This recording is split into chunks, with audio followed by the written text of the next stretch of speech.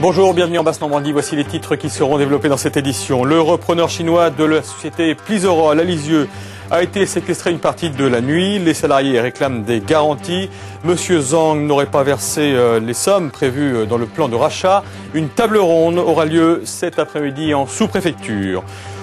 Mais d'abord, je vous le disais, les salariés de l'entreprise Plisorol à Lisieux ont séquestré jusqu'à très tard hier soir le repreneur chinois. Depuis la reprise de Plisorol en avril dernier, la nouvelle direction chinoise maintient le flou, la production tourne au ralenti et beaucoup redoutent un nouveau dépôt de bilan. Une table ronde doit avoir lieu cet après-midi en sous-préfecture. Wendy Zwinden, Franck Baudreau. Cela fait des heures que les salariés de Plisorol attendent, l'oreille tendue. Derrière ces fenêtres se joue peut-être le futur de leur entreprise. Obligé au dialogue, le dirigeant chinois et ses collaborateurs tentent de rassurer. On a fait la promesse pour les salariés en disant que même si l'entreprise demain ne tourne pas, vous serez payés comme il faut. Alors aujourd'hui, je ne sais pas qu'est-ce qu'ils veulent demander. Une promesse qui ne suffit plus aux salariés, excédés par des mois de doute et d'incompréhension. La matière première arrive au compte-gouttes, des périodes de chômage partiel sont annoncées puis retirées et la direction reste muette. Les seules réponses, c'est tout va bien. Vous voyez bien, vous n'avez pas de matière première pour travailler. Un coup vous travaillez, un coup vous travaillez pas. Un coup vous chômez pas. On nous prend pour des pions, donc on en a marre.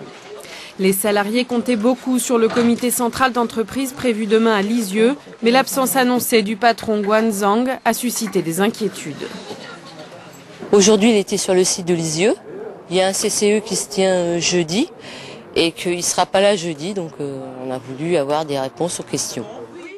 Des réponses, les salariés les attendaient de pied ferme, quitte à passer la nuit sur le site. La peur d'un dépôt de bilan est dans tous les esprits. Non, moi je vais simplement poser une question à M. Zhang. Comment on peut avoir confiance en lui alors que depuis 6 mois, il nous mène en bateau? Les représentants de l'État, préfets et sous-préfets, ont joué le rôle de médiateur dans ce dialogue de sourds. Le repreneur chinois a réaffirmé sa position dans ce dossier. Les salariés seront payés et des capitaux réinjectés. M. Zhang dit qu'il a respecté les engagements qu'il a pris lorsqu'il a repris l'entreprise. Voilà, c'est son... Et donc, je crois que c'est bon de conforter les points de vue, mais il faut se parler.